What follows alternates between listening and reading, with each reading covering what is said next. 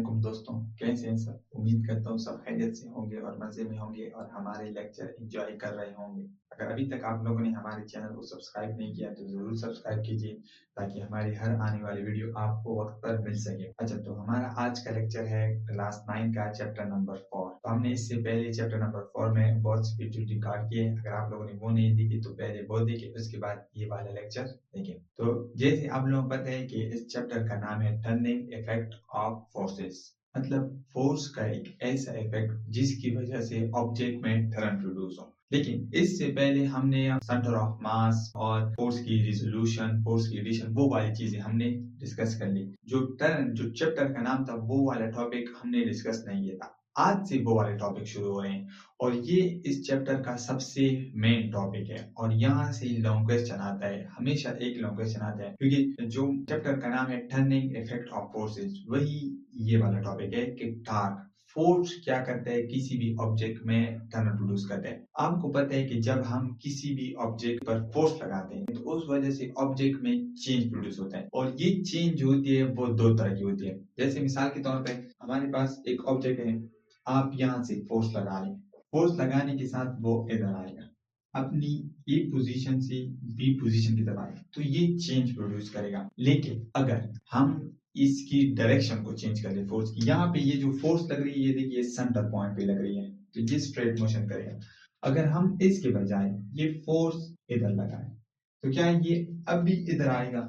तो आपका आंसर होगा नो, क्योंकि ये अब क्या करेगा, मोशन तो करेगा, सही है, चेंज आएगी, लेकिन ये मोशन कुछ इस तरह होगी, ये थोड़ा सा मतलब ऐसे होके आएगा।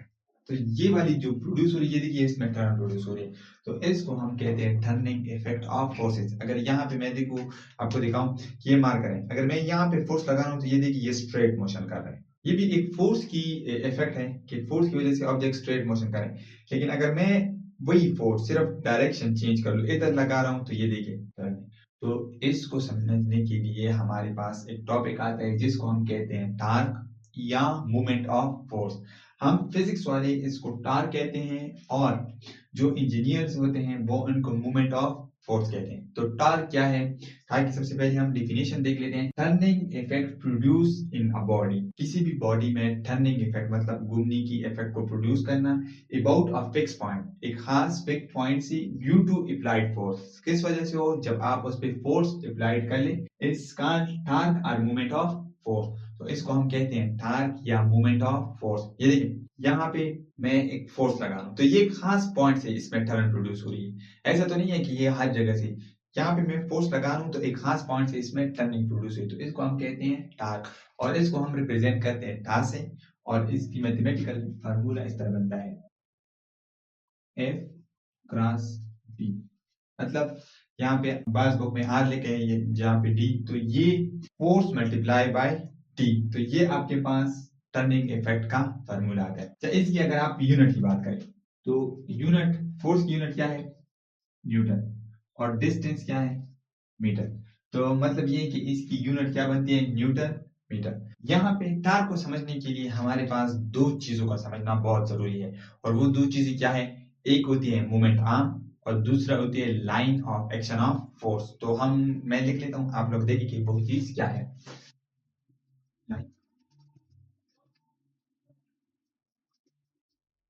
तो टार्क को समझने के लिए आपके पास दो चीजों का समझना जरूरी है। पहली चीज है line of action of force. Line of action of force किसे कहते हैं? वो इमेजिनरी लाइन जिस पे आप फोर्स लगा रहे हो, वहां पे एक इमेजिनरी लाइन बनी तो उसको हम कहते हैं line of action of force. मिसाल के तौर पर ये वाला आपके पास एक ऑब्जेक्ट है, आप यहाँ पे एक फोर्स लगा रहे हैं, फोर्स लगा रहे हैं, तो ये जो लाइन बन रही इमेजिनरी, इस लाइन को हम कहते हैं line of action of force. ठीक है, line of action of force, जिस पॉइंट पे आप फोर्स लगा रहे हैं और वो उससे जो उधर एक इमेजिनरी लाइन हम ड्रा कर लेते हैं तो वो आपके पास क्या बनती है? Line of action of force. मिसाल के तौर पर अगर इस मार्कर पे मैं यहाँ पे फोर्स लगा रहा हूं ना, तो बिल्कुल स्ट्रेट आपकी तरफ जो लाइन आ रही है वो आपके पास क्या है? Line of action of force. अगर कोई बंदा यहाँ पे लगा रहे हैं तो अब ये वाली line of action of force है, अगर यहाँ पे लगा रहे हैं और अगर यहाँ पे लगा रहे हैं तो ये वाली बन रही है। तो वो इमेजिनरी लाइन जो बिल्कुल जिस पॉइंट पे आप फोर्स लगा रहे हैं वहां पे वो जो लाइन हम ड्रा कर रहे थे उसको हम कहते हैं line of action of force. अच्छा, दूसरी चीज आती है मूवमेंट आर्म। अब देखिए, line of action of force से लेके टर्निंग फिक्स पॉइंट तक जहां पे टर्न प्रोड्यूस हो रही हो उसको हम कहते हैं, उधर तक जो डिस्टेंस होती है परपेंडिकुलर उसको हम कहते हैं मूवमेंट आर्म। मिसाल के तौर पर अगर हम यहाँ पे ये एक दरवाजा ले लें, ये इसके कब्जे वगैरह है और ये इसकी हैंडल है, तो आप यहाँ पे फोर्स लगा रहे हैं ना और ये यहाँ से घूम रहा है, तो यहाँ पे फोर्स लगाने ये इस तरफ खुलेगी और बंद होगी। तो यहाँ से लेके ये वाली जो डिस्टेंस बन रही है ना, यहाँ पे आप फोर्स लगा रहे हैं, ये वाला पॉइंट यहाँ पे मैं अपनी तरफ खींच रहा हूँ फिर बंद कर रहा हूँ, तो यहाँ पे ये जो लाइन बनी है हमारी line of action of force है, इससे लेके टर्निंग इफेक्ट इधर से ये घूम रही है ना, तो ये वाली जो डिस्टेंस है इसको हम कहते हैं मूवमेंट आर्म। दोबारा सुने, जिस पॉइंट पे आप फोर्स लगा रहे हैं उधर से लेके जिधर टर्न प्रोड्यूस हो रही है उधर तक जो परपेंडिकुलर डिस्टेंस बन रही है उसको हम कहते हैं मूवमेंट आर्म। अब हम जाते हैं कि फैक्टर्स, कौन कौन से फैक्टर हैं जिस पे टार्क डिपेंड करती है। तो आपके पास दो ही फैक्टर है, एक मूवमेंट आर्म,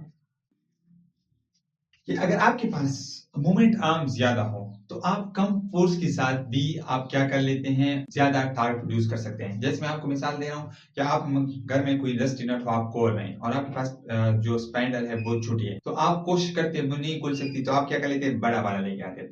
बड़ा वाला लेने के आने के बाद वो क्या हो जाती है, वो नट आसानी के साथ खुल जाती है। अब यहाँ पे आपने क्या कर लिया, आपके जिस्म में जितनी फोर्स थी वो तो कांस्टेंट है, वही फोर्स आप जितनी लगा सकते हो उतनी आपने लगा ली, लेकिन आपने मूवमेंट आर्म को बढ़ा दिया। तो मूवमेंट आर्म को बढ़ाने के साथ आपके पास क्या हो गई, टार्क ज्यादा हो गई। तो मूवमेंट आर्म को बढ़ाने के साथ कम फोर्स की मदद से भी आप ज्यादा टार्क प्रोड्यूस कर सकते हैं। तो पहली फैक्टर क्या है, मूवमेंट आर्म।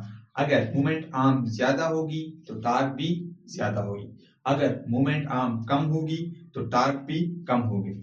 दूसरी, फोर्स, अगर आप फोर्स ज्यादा लगा रहे हैं तो टार्क भी ज्यादा प्रोड्यूस होगी। यहाँ पे फॉर्मूले से भी आप देख सकते हैं, आपके पास एफ फोर्स है और डी, और ये दोनों आपके पास क्या है, डायरेक्टली प्रोपोर्शनल है।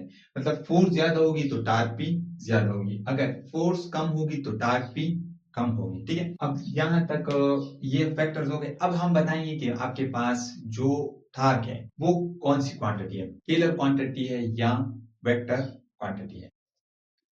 टार्क आपके पास एक वेक्टर क्वांटिटी है, मतलब टार्क की आपके पास हमेशा एक डायरेक्शन होगी, क्योंकि देखिए अब फॉर्मूले में देखिए तो एफ फोर्स, फोर्स भी वेक्टर क्वांटिटी है, और डी डिस्प्लेसमेंट ये भी एक वेक्टर क्वांटिटी है, और ये दोनों के दरमियान क्लास मल्टीप्लिकेशन है, और ये जिस तरह मल्टीप्लाई होकर एक वेक्टर आपको टार्क दे रही है। तो टार्क की आपके पास दो डायरेक्शन होगी सिर्फ और सिर्फ, एक क्लॉकवाइज और दूसरी एंटी क्लॉकवाइज। टार्क की हमारे पास सिर्फ और सिर्फ दो डायरेक्शन हो सकती है, एक को हम कहते हैं क्लॉकवाइज टार्क और दूसरी को हम कहते हैं एंटी क्लॉकवाइज। अगर आप इसको घुमाना शुरू कर दे और ऑब्जेक्ट क्लॉक की तरफ घूम रही हो तो हम कहेंगे कि ये आपके पास कौन सी टार्क है, क्लॉकवाइज टार्क है।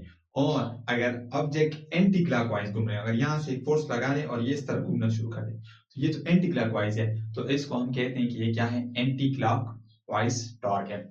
और याद रखें, कन्वेंशनली रिवायती तौर पर आपके पास जो क्लॉकवाइज टार्क है उसको हम नेगेटिव लेते हैं।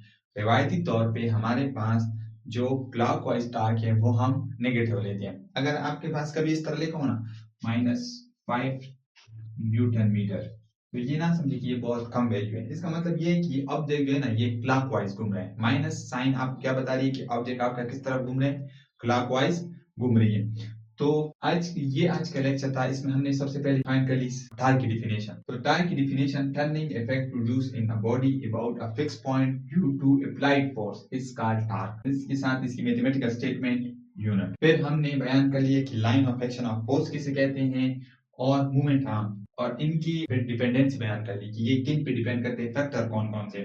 इसी तरह हमने ये बता दिया कि टार्क आपके पास एक वेक्टर क्वांटिटी है और टार्क की हमेशा दो तरह की डायरेक्शन होती है, एक क्लॉकवाइज और एक एंटी क्लॉकवाइज, और क्लॉकवाइज टार्क को हम नेगेटिव लेते हैं कन्वेंशनल रिवायती तौर पे, ये आपके पास हमेशा लॉन्ग क्वेश्चन में आता है और इसमें कुछ इस तरह के क्वेश्चन भी आ सकते हैं कि आपको बताएं कि क्या ये पॉसिबल है कि हम कम फूड्स की मदद से ज्यादा टार्क प्रोड्यूस कर सकें, तो आपने कहना है कि यस इट इज पॉसिबल। तो आपने आंसर क्या देना हो कि हम मूवमेंट आर्म को बढ़ाएंगे। अगर मूवमेंट आर्म बढ़ती जाएगी तो कम फोर्स की वजह से भी ज्यादा टार्क प्रोड्यूस हो सकती है। तो ये आपका एक लॉन्ग क्वेश्चन बनेगा। तो ये लॉन्ग क्वेश्चन अगर आप पिछले 5 साल के पेपर देखें तो उसमें ये हर दफा आया है। तो आप ये वाला टॉपिक अच्छी तरीके से तैयार कर लें। तो इसके हवाले से कोई क्वेश्चन हो तो हमें कमेंट सेक्शन में ज़रूर बताइए। ओके, अल्लाह हाफ़िज़।